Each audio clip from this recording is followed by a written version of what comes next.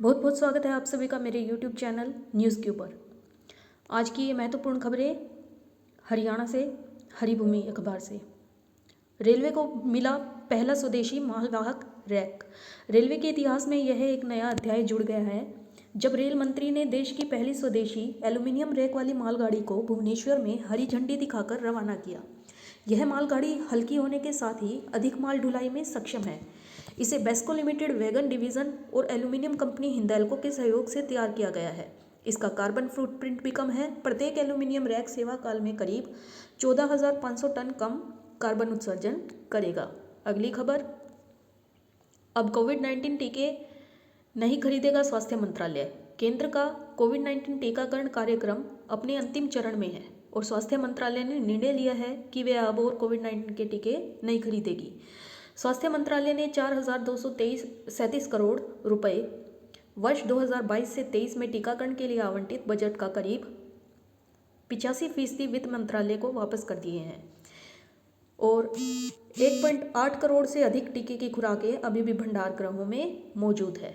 अगली खबर, पीएम ने डिजिटल बैंकिंग अपनाने से भारत सतत वृद्धि की राह पर बढ़ा। मोदी। पीएम ने वीडियो कॉन्फ्रेंसिंग से 75 डिजिटल बैंकिंग यूनिटें लॉन्च की। खास बातें, देश के 75 जिलों में मिलेगी सुविधा, आसानी से हो सकेंगे बैंकिंग से जुड़े काम। डीबीयू छोटे आउटलेट जो डिजिटल बैंकिंग से जुड़ी सुविधाएं देंगे। साल में 365 दिन 24 घंटे सुविधाएं मिलेंगी और कस्टमर की शिकायतों का निवारण हो सकेगा। क्या है डीबीयू? कमर्शियल बैंक जो पहले से ही डिजिटल बैंकिंग कर रहे हो अब डिजिटल बैंक यूनिट भी चला सकेंगे। यह बैंक फिजिकल होंगे, यानी इन यूनिट्स में आप जा सकेंगे, परंतु इनकी सेवाएं पूरी तरह से डिजिटल होंगी। क्या क्या सुविधाएं मिलेंगी? डीबीयू में बचत खाते खोलने, बैलेंस चेक करना, फंड ट्रांसफ़र, पासबुक प्रिंट करना, निवेश, लोन, एप्लीकेशन, क्रेडिट और डेबिट कार्ड के लिए आवेदन, टैक्स और बिल पेमेंट जैसी कई तरह की सुविधाएं इसमें मिलेंगी। इसके क्या क्या फ़ायदे होंगे? पीएमओ के बयान में कहा गया है कि डीबीयू कस्टमर की बैंकिंग प्रोडक्ट और सर्विस को पहुंच को आसान बनाएगा। Digital banking units financial literacy को बढ़ावा देने में मदद करेंगे। इसी के अलावा ये बैंकिंग डिजिटल तौर तरीकों को बढ़ावा देंगे और कस्टमर को साइबर सुरक्षा के प्रति भी जागरूक करेंगे। ग्राहकों को क्या क्या फ़ायदा होगा? ग्राहकों को डिजिटल बैंकिंग के लाभ अब 20 करोड़ भारतीयों तक पहुंचा है और अभी भी करोड़ों नागरिक जो है वो डिजिटल बैंकिंग सिस्टम से बाहर है। डीबीयू से वे भी सब डिजिटल बैंकिंग सेवाओं का जो है फ़ायदा ले पाएंगे। अर्थव्यवस्था को लाभ, बैंक अब भारत के ऐसे कोनों में भी पहुंचेगा जहां ब्रांच स्थापित करना मुश्किल था। इससे ज़्यादा ग्राहकों को सेवाएं देना जो है संभव हो जाएगा और बैंक अपना बिजनेस बढ़ा सकेंगे जिससे अर्थव्यवस्था मजबूत होगी। कश्मीर के भी 2 डीबीयू इसमें शामिल हैं। कौन कौन से हैं जान लेते हैं। अधिकारियों ने कहा है कि जम्मू और कश्मीर बैंक के 2 डीबीयू में से एक श्रीनगर के लाल चौक पर एसएसआई और दूसरा जम्मू में छन्नी रामा ब्रांच है। अगली खबर, पंचायती राज संस्थाओं के चुनाव नामांकन में पुलिस सत्यापन व निवासी प्रमाण पत्र की आवश्यकता नहीं। चुनाव लड़ रहे उम्मीदवार को ही देना होगा अलग अलग विभागों का नो ड्यूज सर्टिफिकेट। हरियाणा राज्य निर्वाचन आयुक्त धनपत सिंह ने कहा है कि पंचायती राज संस्थाओं के चुनाव में अलग अलग पदों के लिए नामांकन कर रहे उम्मीदवारों को पुलिस सत्यापन प्रमाण पत्र देने की आवश्यकता नहीं है। आयोग ने इस संबंध में कई निर्देश जारी नहीं किए हैं। उम्मीदवार को महज खुद से सत्यापित एक शपथ पत्र देना होगा जिसमें अपने से संबंधित सभी पुलिस केस की जानकारी देनी होगी। इसी आधार पर नामांकन जो है भरा जा सकेगा। धनपत ने कहा है कि पंच, सरपंच, पंचायत समिति सदस्य और जिला परिषद सदस्य के उम्मीदवार को मूल निवासी प्रमाण पत्र देने की आवश्यकता नहीं है। उम्मीदवार बस अपने नाम से संबंधित पंचायत, पंचायत समिति व जिला परिषद की मतदाता सूची में दर्ज होना चाहिए। धनपत सिंह ने उम्मीदवारों से अपील की है कि वे राज्य निर्वाचन आयोग की हिदायतों पर विश्वास करें, अन्य अफवाहों पर ध्यान न दें। उम्मीदवारों की कोई देनदारी नहीं होनी चाहिए। धनपत सिंह ने आगे भी कहा है कि पंच, सरपंच, पंचायत समिति सदस्य और जिला परिषद सदस्य के लिए जो भी उम्मीदवार चुनाव लड़ रहा है उसे सिर्फ अपने से जुड़ा नो ड्यूज सर्टिफिकेट देना होगा उस व्यक्ति पर यदि कोई देनदारी नहीं है तो वह चुनाव लड़ सकता है। धनपत सिंह ने कहा है कि यह संशय बना हुआ था कि यदि परिवार के किसी सदस्य पर सहकारी बैंक, बिजली विभाग, कृषि लोन की देनदारी है तो उस परिवार का अन्य सदस्य क्या चुनाव लड़ सकता है या नहीं। आयोग ने इस संबंध में अब स्थिति को साफ कर दिया है। अगली खबर, देश में पहली बार हिंदी में होगी डॉक्टर की पढ़ाई, अमित शाह बोले अब हमें अपनी भाषा में शिक्षा मिलेगी। खास बातें, भोपाल में गृह मंत्री ने 3 पुस्तकों का विमोचन किया और बोले शिवराज ने हिंदी में मेडिकल की शिक्षा शुरू करके मोदी जी की इच्छा को पूरा किया। कुछ ही दिनों में इंजीनियरिंग की पढ़ाई भी हिंदी में ही होगी और इसके पाठ्यक्रम का भी अनुवाद शुरू हो चुका है। अगली खबर, ओवरलोडिंग में मंथली मांगने का मामला, फरार एचसीएस को विजिलेंस ने पकड़ा, 30 लाख कैश बरामद। हरियाणा स्टेट विजिलेंस ब्यूरो ने यमुनानगर जिले में ओवरलोडिंग वाहनों को निकालने के एवज में रिश्वत लेने के आरोपित डीटीओ को गिरफ्तार किया है और आरोपित के कब्जे से 30 लाख रुपए भी बरामद हुए हैं।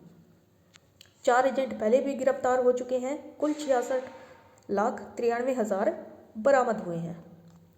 अगली खबर, पंजाब के पूर्व मंत्री 50 लाख रुपए रिश्वत देते गिरफ्तार।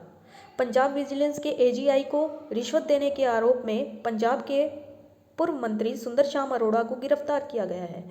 आय से अधिक संपत्ति के मामले में विजिलेंस के अधिकारियों को 1 करोड़ रुपए की जो है वो पेशकश की थी। 50 लाख रुपए एडवांस लेकर ये चंडीगढ़ पहुंचे थे, जहां से इन्हें गिरफ्तार कर लिया गया। अगली खबर, कांग्रेस अध्यक्ष का चुनाव आज खड़गे और थरूर के बीच में होगा मुकाबला। 137 साल के इतिहास में छठी बार कराए जाएंगे इलेक्शन। अगली खबर, 3 नहीं 5 साल होगा चुनाव पंचायती राज संस्थाओं का कार्यकाल, आयुक्त। सोशल मीडिया पर चल रही सूचनाएं भ्रामक। प्रदेश चुनाव आयुक्त धनपत सिंह ने कहा है कि प्रदेश में पंच, सरपंच, पंचायत समिति व जिला परिषद का कार्यकाल 5 वर्ष का ही होगा। चुनाव आयोग के नाम से कार्यकाल 3 साल करने का फर्जी पत्र सोशल मीडिया पर फैलाया जा रहा है तथा आयोग ने ऐसा कोई पत्र जारी नहीं किया है। चुनाव आयोग के नाम पर फर्जी पत्र प्रसारित करने वालों पर भी कार्रवाई की जाएगी और इस पर तत्काल संज्ञान लिया गया है। उन्होंने कहा कि प्रदेश में 2 चरणों में होने वाले पंचायत चुनाव निर्धारित कार्यक्रम के अनुसार ही होंगे और इस प्रकार की फर्जी अफवाहों पर ध्यान न दें। युवाओं का आगे बढ़ना देश की तरक्की का पैमाना। शिक्षा मंत्री एवं वन मंत्री कंवरपाल ने कहा है कि आज का युवा Twitter, Facebook, WhatsApp, social media जैसे मंचों से लाभ उठाकर आगे बढ़ रहे हैं और युवाओं का बढ़ना ही देश की तरक्की का पैमाना है। अगली खबर, गृह मंत्री बोले मैं पार्टी का कार्यकर्ता निष्ठा भाव से कार्य कर रहा, जनता दरबार में अंतिम व्यक्ति तक सुनवाई करूंगा भले ही गुजर जाए रात। गृह मंत्री का दावा, मेरठ से 10 घंटे पहले अंबाला में फूटी थी 1857 की चिंगारी। इसके अलावा शहीद स्मारक बन रहा, एयरपोर्ट भी बनेगा। विज ने कहा है कि अंबाला छावनी अपने विधानसभा क्षेत्र में जहां आज़ादी के लिए अपनी जान कुर्बान करने वालों की याद में 500 करोड़ का लगाकर स्मारक बना रहे हैं, वहीं इसके अलावा एयरफोर्स के साथ ही एयरपोर्ट बनाने की दिशा में भी आगे बढ़ रहे हैं।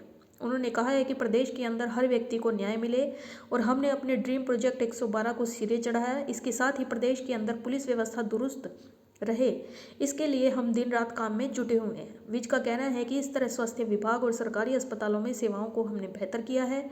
यही कारण है कि हमारे डॉक्टरों, नर्सों और पैरामेडिकल स्टाफ ने कोविड जैसी महामारी में भी जमकर काम किया। त्योहारी सीजन, पंचायती चुनाव, आदमपुर चुनाव आदि सभी विषयों को लेकर विज ने कहा है कि हमारी फोर्स हर तरह से तैयार है। रेलवे स्टेशनों का भी कायाकल्प किया जाएगा। अगली खबर, फरीदाबाद में जनसंवाद कार्यक्रम आयोजित, 600 शिकायतों का निपटारा, 1 इंस्पेक्टर निलंबित। पेंशन संबंधी मामलों का समाधान अब ग्रीनफील्ड कॉलोनी नगर निगम संभालेगा। अगली खबर, गांव हसनपुर में सर्वसम्मति से महिला सरपंच को चुनने के लिए नाम फाइनल। 1905 के बाद पहली बार बनी समिति और दरौली में भी पहली बार सर्वसम्मति से सरपंच बनने को लेकर सहमति।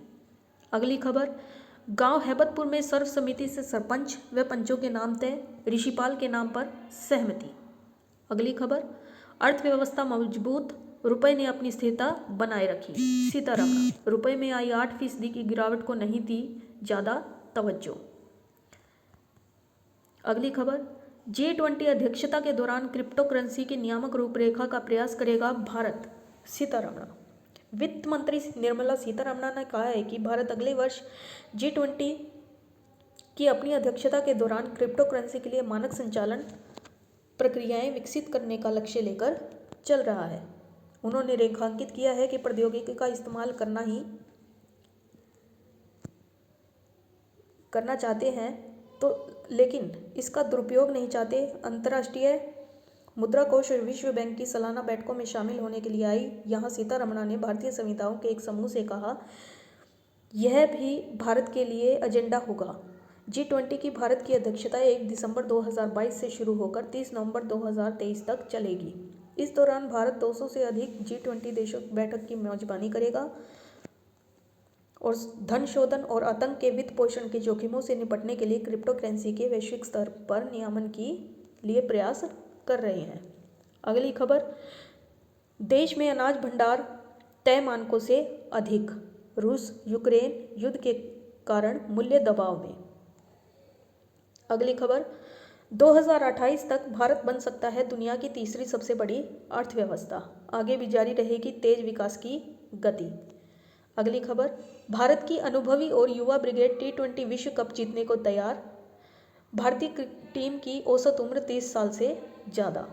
अगली खबर, राष्ट्रपति द्रौपदी मुर्मू का मोतियाबिंद का ऑपरेशन, राष्ट्रपति द्रौपदी मुर्मू के मोतियाबिंद का सफल ऑपरेशन रविवार को सेना के रिसर्च एवं रेफरल अस्पताल में हुआ और उन्हें अब छुट्टी दे दी गई है।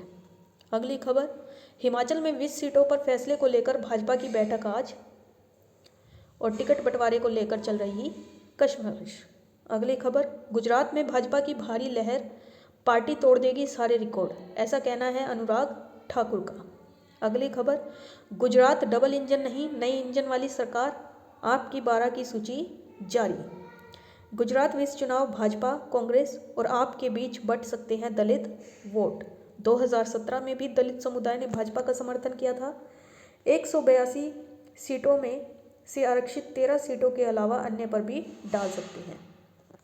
अगली खबर, तीसरी पारी से पहले चिनफिंग के क्वाड और ताइवान पर तेवर तल्ख, चीनी कम्युनिस्ट पार्टी की 20वीं कांग्रेस शुरू, पार्टी में शी को कोई चुनौती नहीं। अगली खबर, ससुराल सिमर का फेम, विशाली ठक्कर ने फांसी लगाकर खुदकुशी की, सुसाइड नोट में पड़ोसी पर परेशान करने का था आरोप, इसी दबाव में आकर उन्होंने की सुसाइड। धन्यवाद।